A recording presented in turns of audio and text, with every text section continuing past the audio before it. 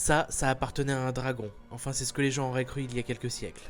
Au Moyen-Âge et jusqu'au XVIIe siècle, quand on trouvait de grands os dans des grottes, beaucoup pensaient qu'il s'agissait des restes de créatures mythiques. Dans certaines régions d'Europe, notamment dans les Carpates ou en Transylvanie, ces découvertes alimentaient directement les légendes de dragons.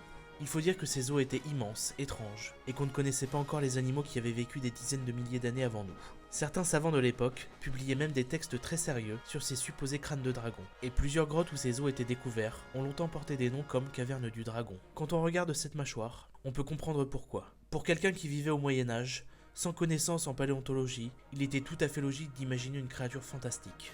Ce n'est qu'au XVIIIe siècle, avec les progrès de l'anatomie et les débuts de la paléontologie, que les scientifiques ont commencé à comprendre ce que représentaient vraiment ces ossements. En réalité, ce que je tiens ici, ce n'est pas un os de dragon, mais une mandibule d'ours des cavernes, une espèce d'ours géant qui vivait en Europe pendant le Pléistocène. Certains individus pouvaient dépasser les 3 mètres de haut en se dressant. Pendant des siècles, les fossiles ont nourri mythes et légendes, avant qu'on comprenne qu'ils racontaient une histoire bien plus ancienne, celle des animaux disparus.